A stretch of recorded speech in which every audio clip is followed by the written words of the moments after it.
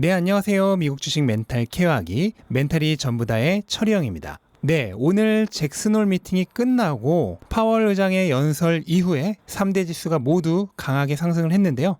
다 예상했던 일이죠. 시장의 결과만 보면 다들 아시겠지만 누구나 예상하고 있던 딱 그 수준의 발언을 했습니다. 파월은 금리 인상은 아직 멀었지만 연내에 테이퍼링에 들어갈 가능성은 있다는 발언을 했는데요. 다만 테이퍼링을 한다고 해서 그게 금리 인상과 관련된 것은 절대로 아니고 금리 인상에 대해서는 테이퍼링보다 훨씬 더 엄격한 기준을 적용하겠다는 얘기를 했습니다.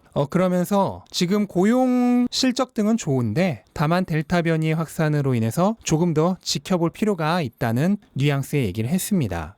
그러니까 금리 인상은 이번에 확실하게 선을 그어준 거고, 또 연내 테이퍼링은 저도 지금 맨날 외치고 있는 소리죠. 아마 연내 할 거라고. 그 얘기는 시장도 이미 다 연내 테이퍼링은 생각을 하고 있는 겁니다. 그래서 딱 모두가 예상했던 수준의 발언을 했기 때문에 오늘 시장이 불안감 해소로 인해 상승을 한 거죠. 어제도 그렇고 오늘도 그렇고 정말 시장 움직임이 너무 뻔하죠. 그냥 다 예상했던 그대로 움직이고 있습니다.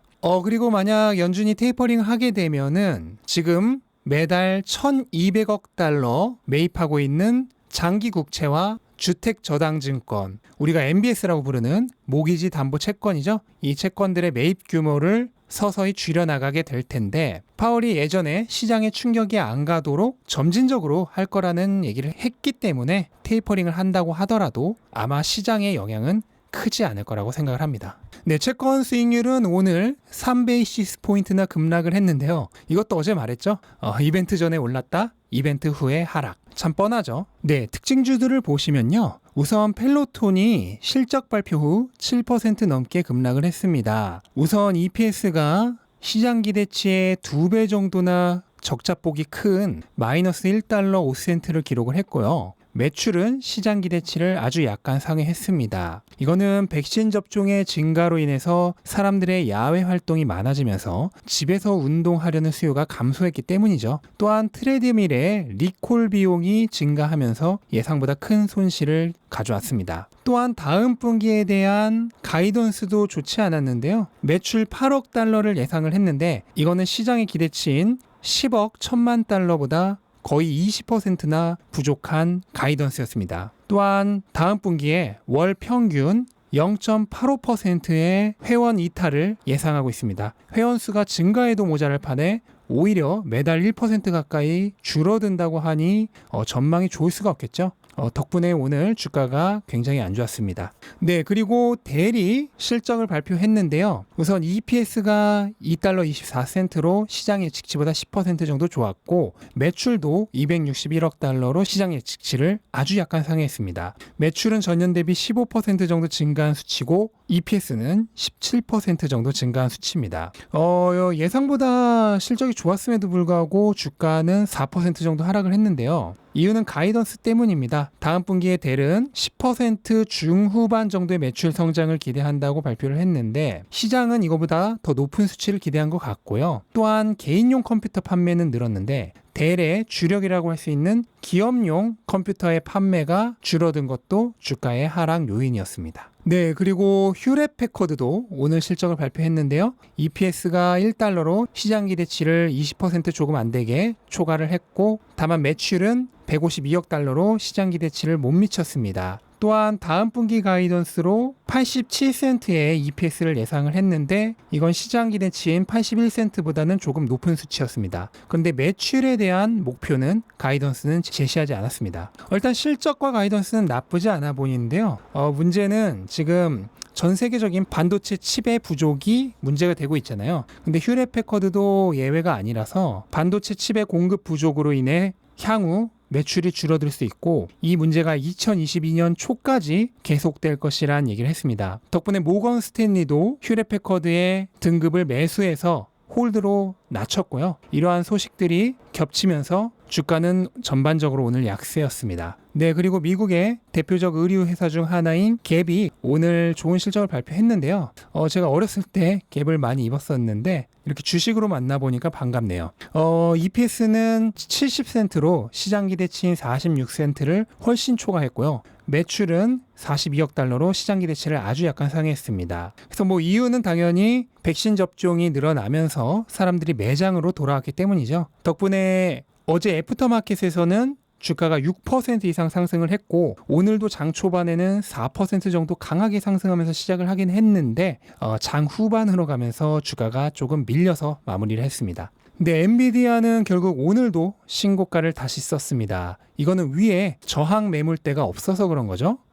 그렇기 때문에 이런 상황이면 자체적인 차익 실현 물량이 쏟아질 때까지는 주가가 강세를 이어갈 가능성이 큽니다. 만약에 주가가 하락하기 시작한다면 지지선은 210달러 부근이 되겠고요. 얼마 전에도 한번 말씀드렸듯이 새로 진입하시려는 분들은 현재 같은 상황에서는 좀 말리고 싶고, 만약 주가가 내려오기 시작한다면 지지선 부근에서 매수를 노려보는 정도는 생각해 볼 수 있겠습니다. 네, 그리고 애플 관련 루머의 가장 유명한 인플루언서라고 할 수 있는 존 프로서가 오늘 루머를 공개했는데요. 뭐 사실 제가 엊그제 영상에서 말씀드렸던 루머랑 별 다를 게 없습니다. 아이폰 신작이 9월 24일에 출시가 될 거고 사전 주문은 9월 17일부터 받는다고 합니다. 또 9월 14일에 코로나로 인해 온라인 이벤트를 개최할 거고 여기서 발표가 될 예정이라고 하네요. 그리고 3세대 에어팟도 같이 공개가 되는데 얘는 9월 30일부터 판매가 될 거라고 합니다. 이런 소식이 있었지만 오늘 주가에는 별 영향이 없었고요. 오히려 오늘 빅테크 중에서 구글과 페이스북이 가장 좋았습니다.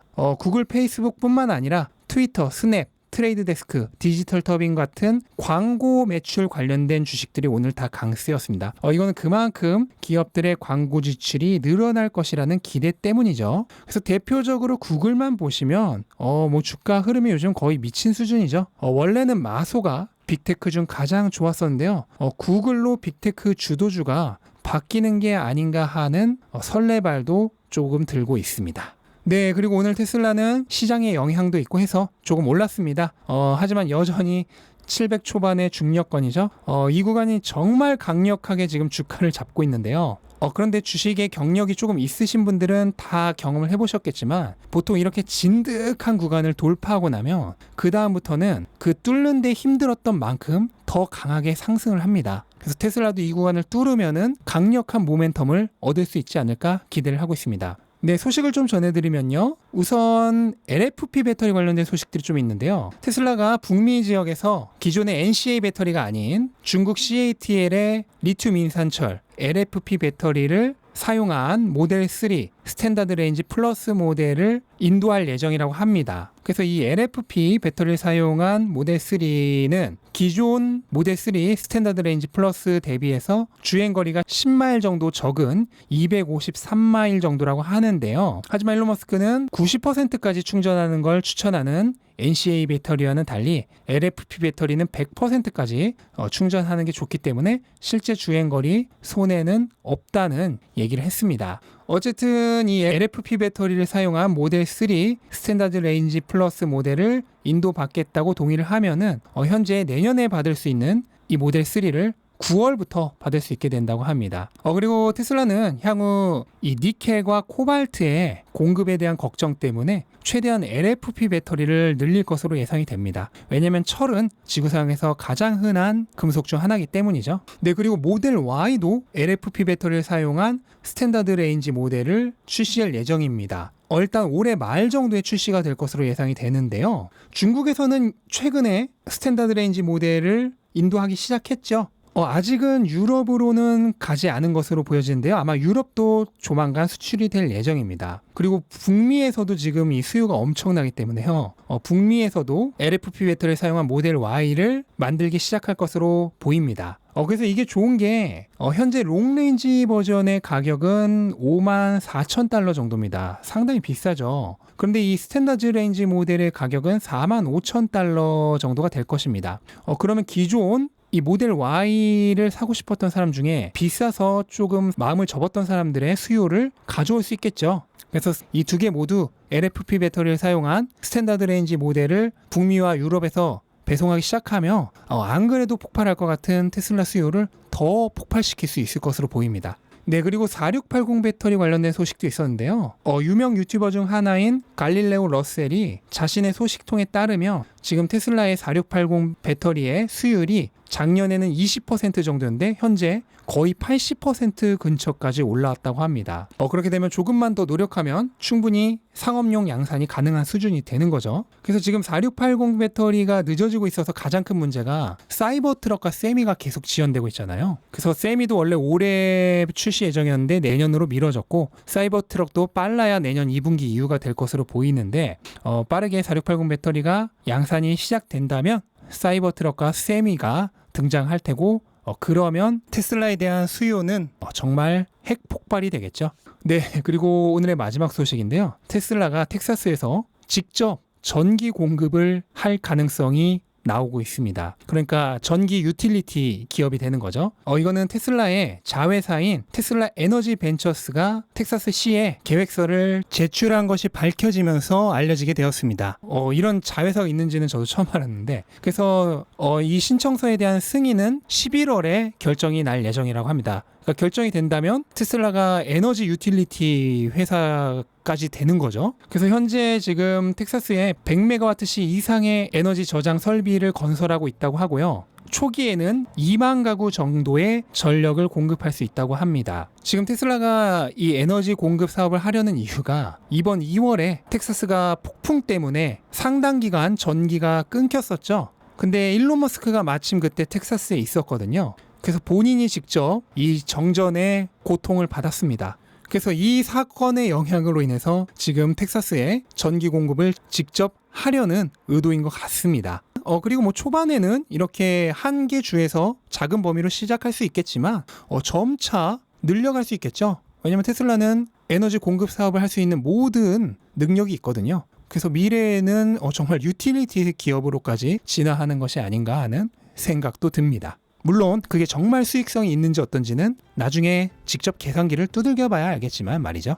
네, 이렇게 이번 주 마지막 거래일 정리했습니다. 언제나 금요일 날 오르면 기분이 좋죠. 왜냐면 주말을 편하게 보낼 수 있으니까요. 네, 그래서 잭슨홀 미팅이 오늘 끝난 게 오히려 굉장히 좋은 일정이었구나 하는 생각이 들고요. 좋은 기분으로 주말 편하게 보내셨으면 좋겠습니다. 이번 주도 한 주 동안 함께 해주셔서 감사드리고요. 다음 주도 저는 항상 여러분들과 함께 하도록 하겠습니다. 네, 이상으로 영상 마치겠습니다. 영상 도움되셨다면 구독과 좋아요 부탁드리고 즐거운 하루 되시기 바랍니다. 감사합니다.